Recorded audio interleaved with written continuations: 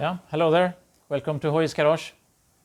I'm sitting here looking at the old Ducati that I have. I've had it for decades. But today or even tonight it's snowing and it's dark and it's not a day for riding, for sure not. So I thought I'd play you some music instead.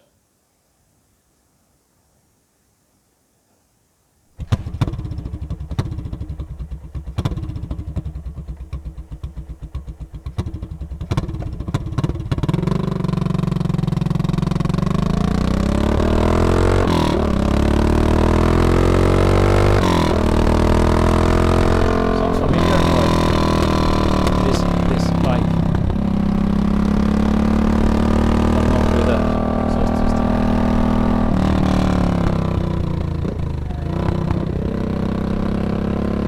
At the time of the recording I had a CR exhaust system.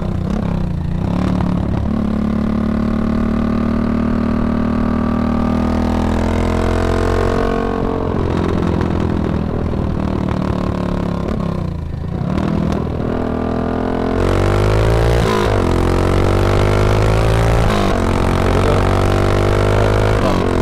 That's so fun. So, if you like to listen to some Ducati bikes, then Spotify is an option. And this did not happen just like that. It's a bit of a story, so I think I will try to tell you the story. Back in the early 90s, I think it was the winter 92-93, so it's almost 30 years ago. I were a bit active in the Ducati Club. I was younger and before children and family and stuff. So there was an exhibition, a bike exhibition, in the nearest bigger city. And as we were mounting the stand, or I don't remember how much I was involved in that, but anyhow, I was there before things had started, and we discussed sound effects. We said, shouldn't we have some kind of sound effect in this stand? Yeah, but how? And so on. And of course, no one had anything at that time to play, and that was more of a funny thing, so to speak. And we said that we should make an album with Ducati bikes. Ha ha ha ha ha. Yeah, very funny. Then things happened. I got into a discussion with people that actually had done recordings, and I realized that I could probably borrow a recording equipment. Now today you have recording equipments in almost anything, so to speak, any piece. But in those days I had never seen a stereo microphone. Okay, I'm not into music, so anyhow. And I had never ever even seen a digital tape recorder. Yeah, digital, that was something really hot and new, so to speak. So I managed to get hold of a digital DAT recorder, DAT, digital audio tape recorder, with a very good microphone. So I started just for fun to be out and do some recordings and so on of my bike and some friends' bikes, and we thought that this sounds pretty good. We could probably do something out of this. Yes. How would we get everything together, so to speak? Just standing next to the road? Well, first of all, finding a silent road isn't always that easy, and it shouldn't be a lot of other traffic. As soon as there's another car coming or something, then it's just recording wasted. So it was a bit of a challenge to find good roads, for sure, and good environments. Now, even though we managed to get one start and takeoff, so to speak, good, then as the guy with the bike came back, then there came another car. So we realized that we have to be able to cut and mix this. And that was at the time before computers. Normal people did not have a computer even. So imagine, this This is old stuff. But through a friend of a friend, I found a guy that had a very high-tech and modern computer in those days that was so powerful so that it could mix audio recordings. Yeah, can you imagine? But that was something really outstanding in those days.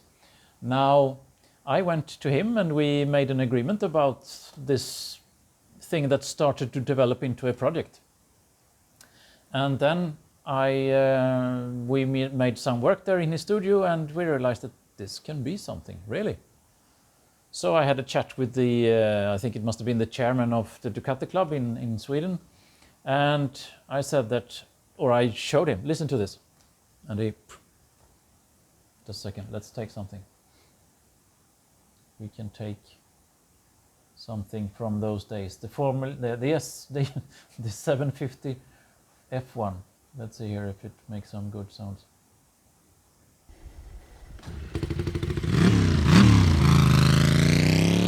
Firing up well.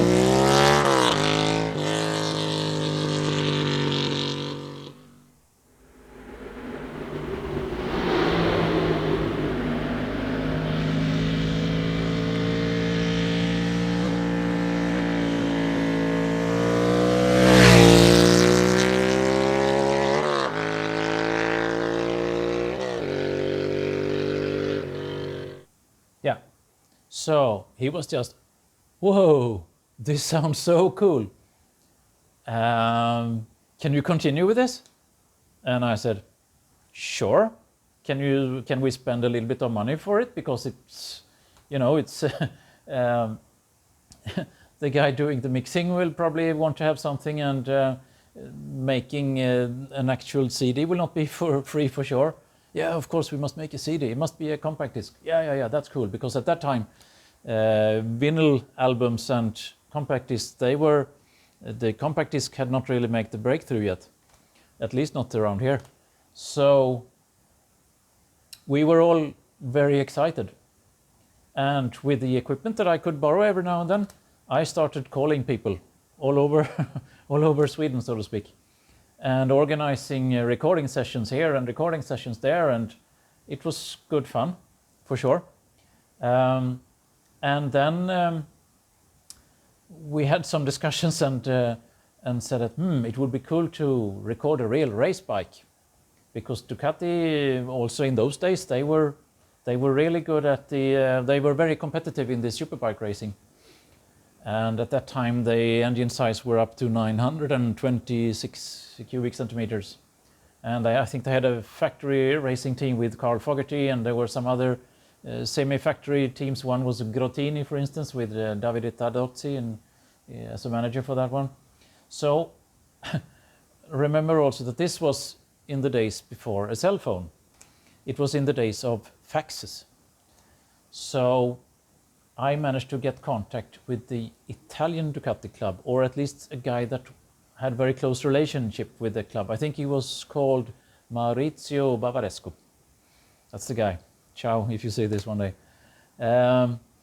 And he helped me get in contact with the Grottini team, where Stefani Mertens and Giancarlo Farlappa were racing.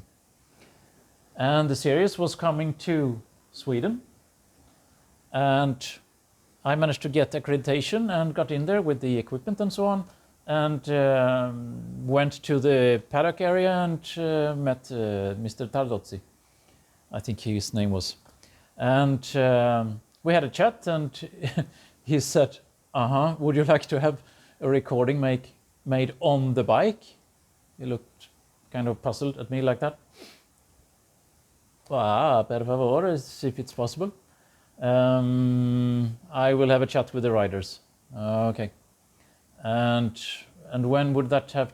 When would you like that to be done? Well, when can it fit into your schedule, so to speak? So what's it about? Well, we can't put something on the bike. No way. Okay. Can I put something in a rucksack, in a bag on his back? Is it heavy? No. So he checked the weight and thought, okay, maybe. So this was on a Saturday where they made all the practices and qualification and so on. And he said, come back during warm-up tomorrow morning on the Sunday, and let's see. And then I came back there in the morning, and Giancarlo and Stephanie, they made their warm-up, so to speak, and then they came into the pits, and David said to me, yes, Stephanie can take the rucksack on for a couple of laps. Okay, yeah. So I put it on him, and then he went, and it looked hilarious. He was racing, wow, really hard, but with something on his back, as if he was going on a picnic. It was good fun. Everyone was just, what is he doing? Anyhow, the recording was, there was no time to really do some tuning, so to speak, of the setup. So the recording sounds something like this. Just a second.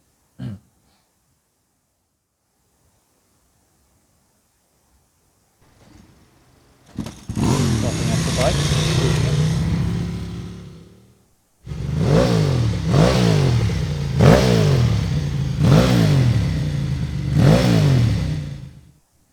Now.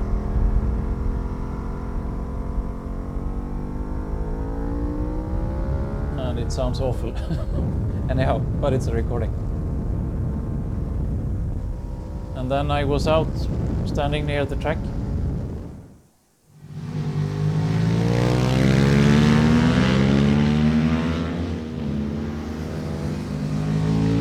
So anyhow, that's on Spotify till today. So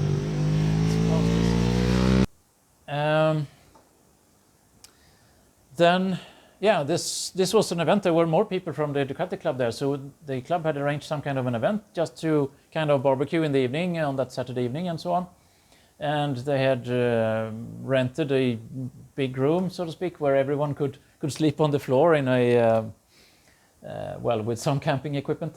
And as I were about to get some sleep there was another guy about to do the same. And he was a bit curious. You're around making recordings, I've seen. How's it going? Yeah, it's going good. What's it for? Well, we're going to make a compact disc. A compact disc? Yeah. But I don't really know. I said, we have to find some kind of factory that can make these. And we haven't come that far yet. I don't know really how we will solve this. And then he says, I work at the compact disc manufacturing plant. What? Yes, I do, he said. All right, thank you. So we started to discuss a lot, and we came to a good conclusion there that yes, this is something that they can manufacture. And in those days, I didn't even have a digital camera, but I managed to get a photo made of my bike near the lake, not so far away from here. And these things, they are, I don't know if you remember, you're putting a letter there, and then you were doing like this, and then you took the next one. So you got that here. And then the factory, they kind of copied that. And we were thinking, okay, how shall we make the disc as such? And someone thought, that guy, Fabio Taglioni, he made an interesting sketch of his first sketch. I think it was the first sketch of the engine. I don't know if you can see it, but anyhow. So we thought, okay, let's borrow that sketch from him. And so we did. And it's on the CD now.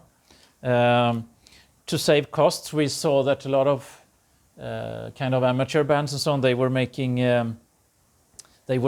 just thin cardboard boxes for the CD as such and things like that. But we thought, no, this must be professional. We must have a jewel box. It must look cool. But that was about to be quite expensive. So we had some chats with some companies like Pirelli and Champion, and we made commercials for those companies, and they are on this compact disc. They are not on Spotify though, so if you want to hear an amateur-made Pirelli commercial, then you have to try to find this original CD. There were quite a few made of this one, because in 1994 the project was kind of done, completed, and these were being sold through the club, and it was quite fun. They were selling way beyond our expectations, and I even know guys that said that, yeah, I remember that Ducati CD, that CD or this CD made me buy my first compact disc player equipment. Okay, funny. Anyhow, it got kind of there were quite a bit of attention, so to speak. I just brought the paper just for fun. This is from a Japanese magazine, so it was written about in magazines all over the place. Anyhow, so what's on it, so to speak? Well, yeah, what's on it? There is a playlist. So the first one got some just over 20 different bikes, everything from a small 50cc moped. It's on there. Everything except the commercials is on there, and yeah, it turned out to be quite fun and a bit of a success, really. Then you might wonder, what's this then? Yeah, this is Fabio Taglione, as Ducati nerds know, and on the backside we have Mike Hailwood. Yeah, okay, Mike Hailwood, that's right. But with his proper race bike. And this is just kind of handmade, but they managed to get the CD made in gold. So this is a very, very special edition that never was sold. And there are not many copies around of this one. So if you're a bit of a collector, then you have some work to do if you want to try to find one of those. Even finding one of these, I don't know if you can do that anymore, because they are not made. They were, even though they were sold in some 10,000 copies in those days. Let's see, I think it's time to play some track. Let's see here what we should take. We could take a small bike, a 350. This engine was made as a 350cc also. Let me see, where do we have that one? Just a second. Yeah, here we have it. It's called 350 XL Panta. I don't know why they call it XL when it was a small bike, but here it is.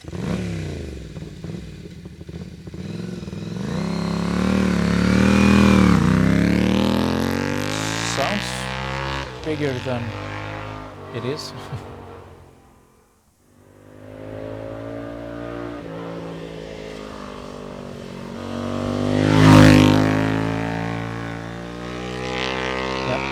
Like I said, it's easier to record a slow bike than a quick bike. I think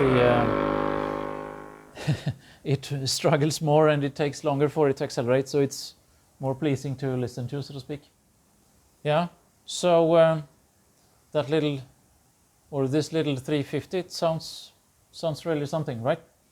Well, there are lots of tracks here and I won't play all of them for you, I won't bore you with that, but I will play you two more. One I think is the coolest one, so to speak, or the rawest one on this CD, and it's a 780cc Panta engine race bike. And well, just listen. And it will be for about 2 minutes, so just listen and enjoy, and I will try to shut up.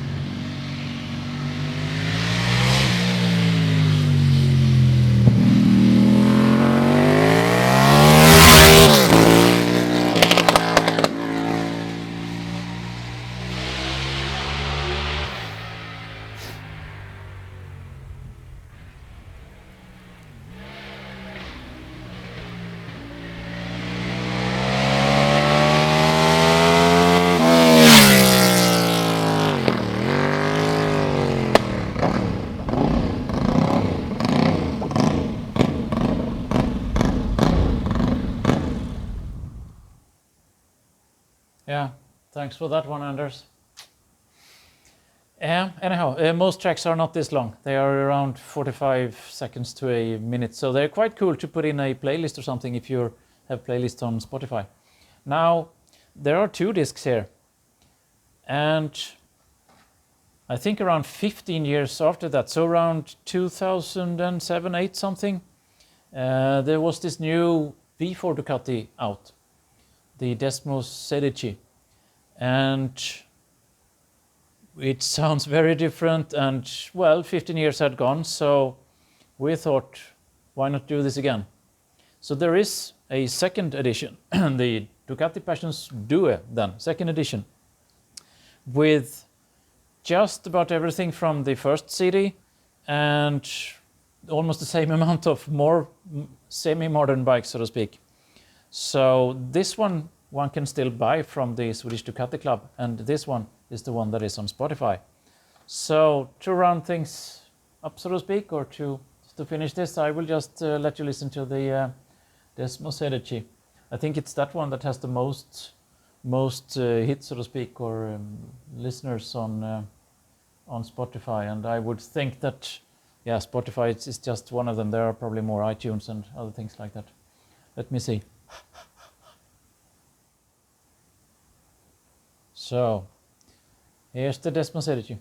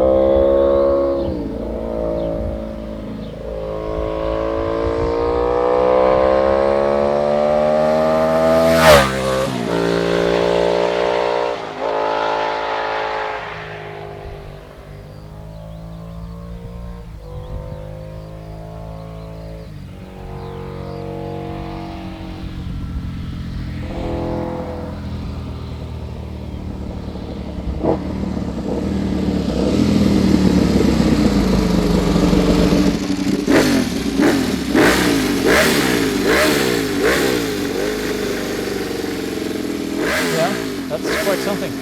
So, anyhow, that's all for today. Hope you enjoyed this little thing. Bye-bye.